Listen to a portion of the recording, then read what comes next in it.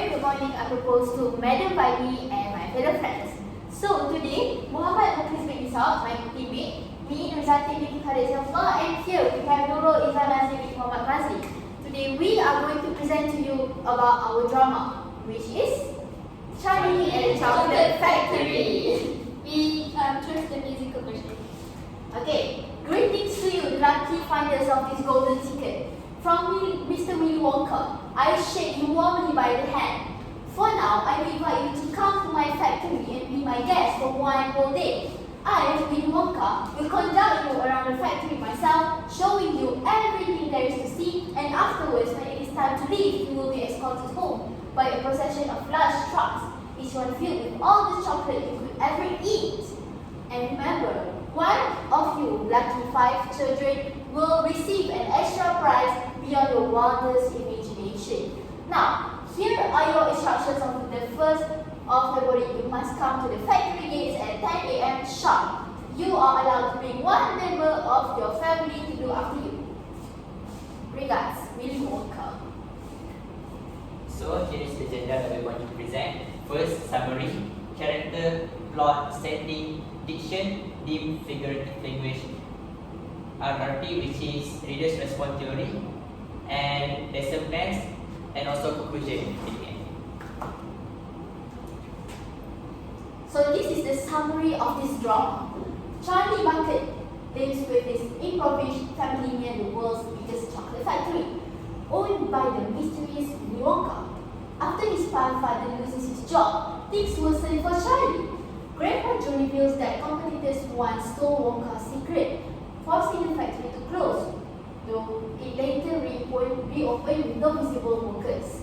Wonka then announces a new contest, 5 golden tickets hidden in the chocolate bars will grant the winners a tour and a lifetime supply of candy.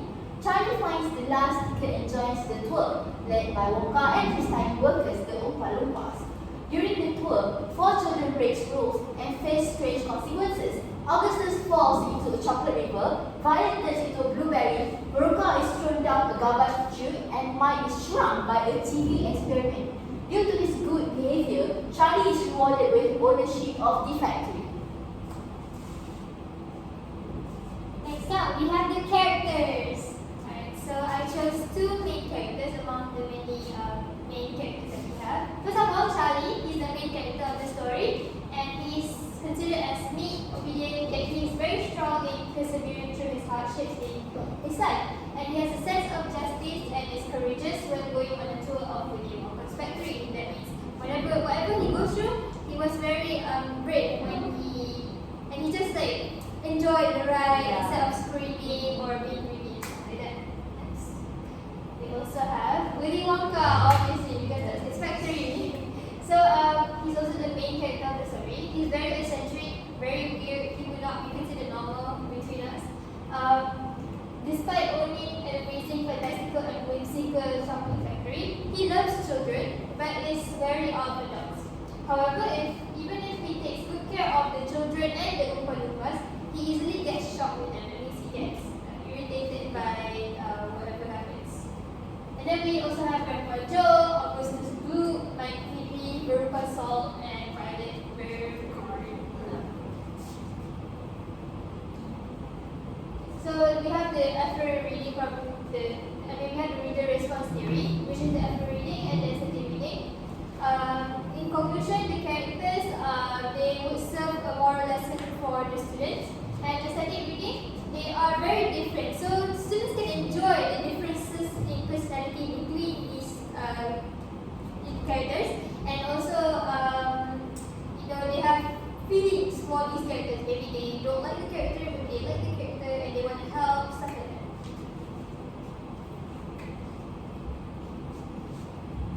Next, we are going to delve into the plot. It begins with Charlie's life by introducing Charlie Bucket about a young boy who lives in extreme poverty with his parents and 4 bedridden grandparents. You can see here in the picture, his father works at a toothpaste factory, earning barely enough to support the family. And Charlie is kind, selfless, and very fond of chocolate. Though he only gets 1 bar a year on his birthday due to their financial situation. Next, Willy Wonka's announcement. So when the world famous chocolate dip, Willy Wonka mysteriously closed his factory to public years ago, and suddenly he announced a contest, which is 5 golden tickets are hidden in his chocolate bars, and whoever finds it gets full tour of his factory and a lifetime supply of chocolates. So this is like it sparks global frenzy as people is rushing to buy the chocolates.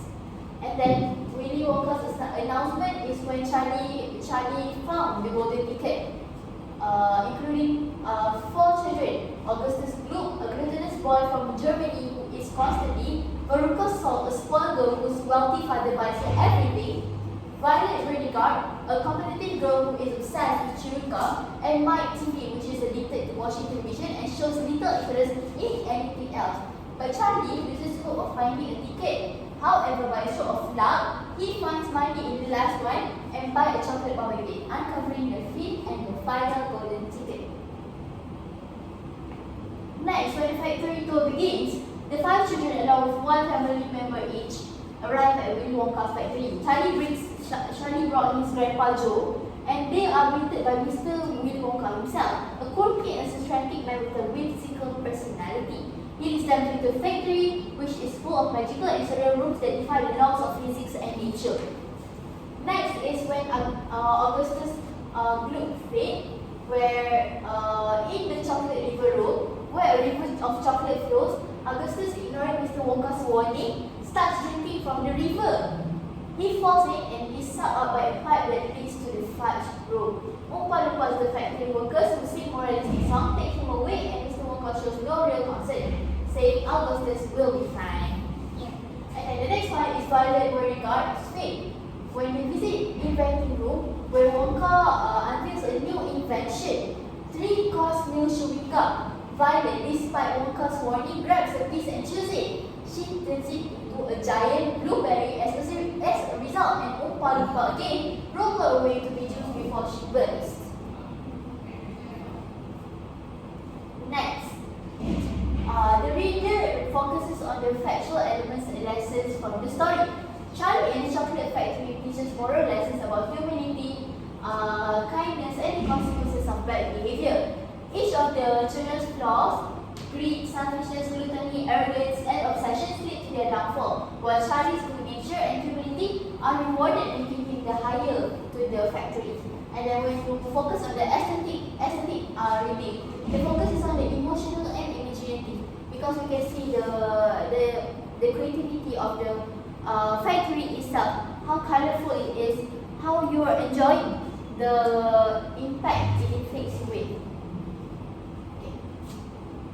Okay, moving on, continuing our plot, when Veruca solved fate, when they enter the nut room, the squirrel's shell nut is used to make the chocolate. However, Veruca demands to have a squirrel, but when her father refuses, she enters the room to take one. And then the squirrel determines she's a bad nut and throws her down the garbage.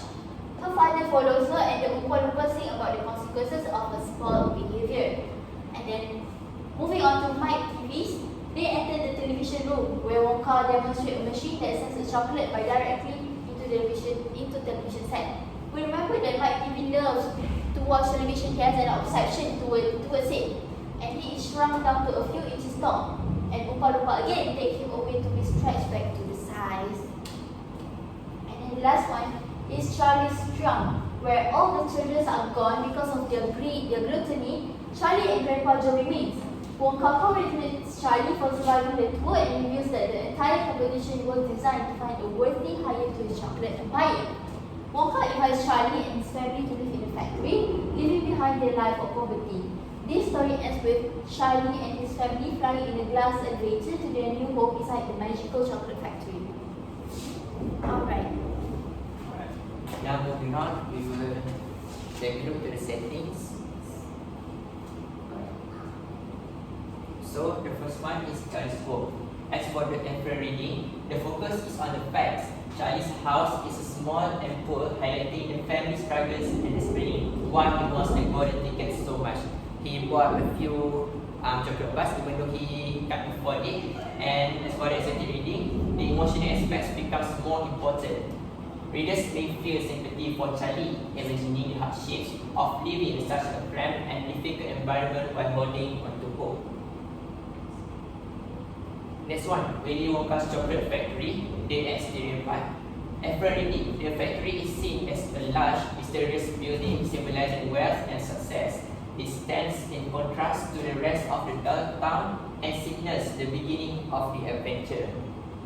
And as for the extended reading, the factory creates a sense of excitement and curiosity. The magical quality of the factory can be imagined, sparking anticipation for the wonders that lie inside, reflecting the same excitement Charles feels.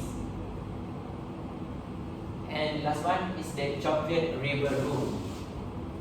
As for the April reading, the room is described factually as a space with a flowing chocolate river and edible plants. Is where the Augustus Gloop's great leads to his downfall.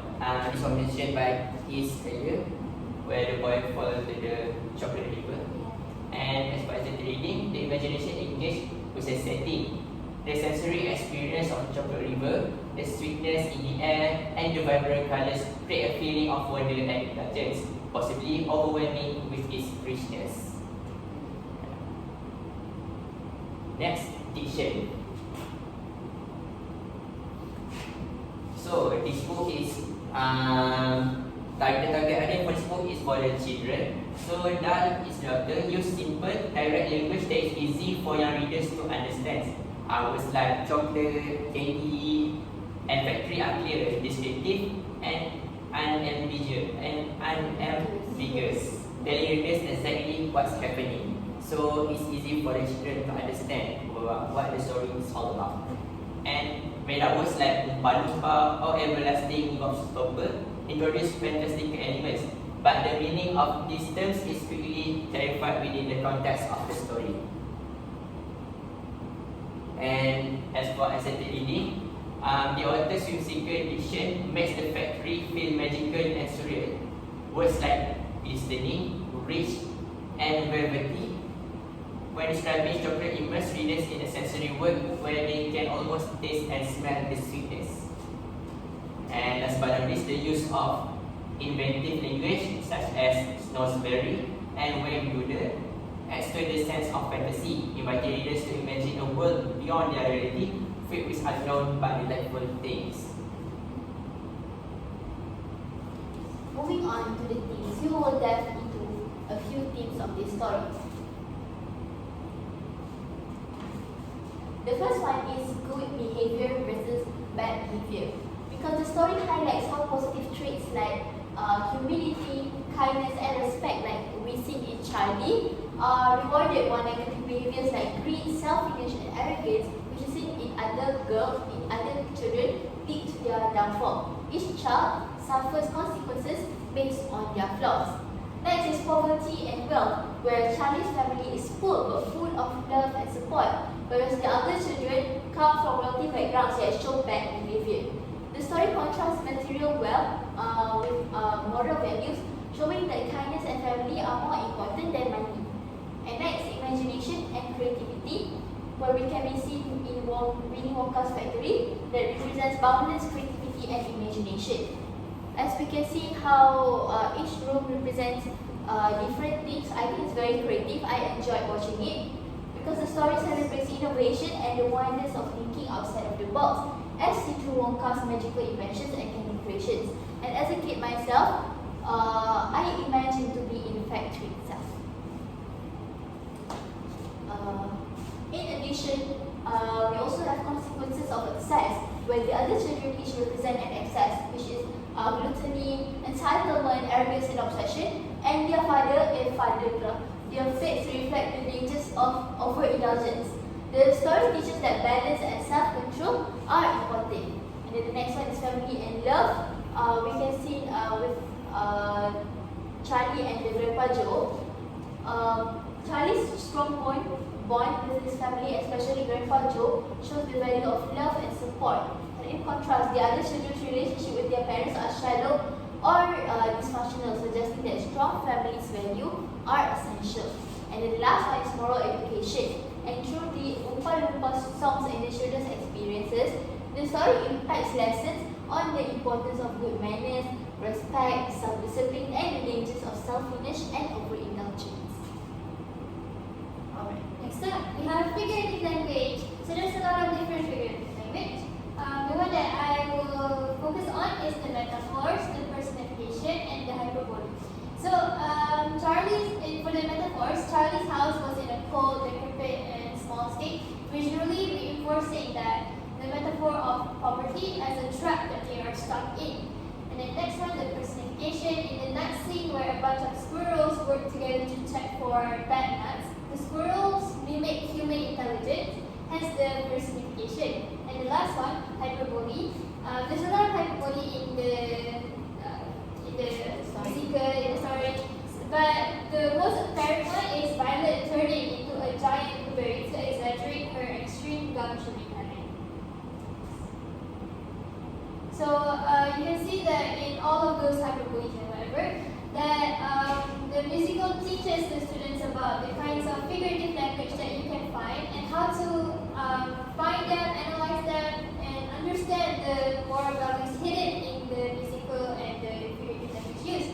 And then we have the aesthetic reading. Figurative language makes the musical more exciting, fun, and quirky. It immediately catches the audience's attention. You also have the colors, the sounds, and the imagination that serves a great immersive experience. Next. Last but not least, we have the lesson plan. How are we going to teach the Charlie and the Chocolate Factory musical into the lesson? Yeah. So we have the first one. Obviously, we need to know if they know the story firsthand. So we indulge in questions and get the students to be invested. To ask them what would they eat if they got the chance to be in the Magical Chocolate Factory. Then we can ask them to watch a small clip of the musical. One of my favorite songs is the Veruca Salt song, where she was demanding for a golden ticket. So watch a song in the musical and let the students analyze the characters like Veruca's song. Ask them what they think of the character and if they deserve the ending that they got in the end. And then we have the hands-on activity where the students can design their own chocolate factory and who they invite to the factory. They can then present their creation, and last but not least, end with asking them to pick their favorite characters. So they have to write an essay on the musical, why do they like this character, and their favorite scene throughout the whole musical.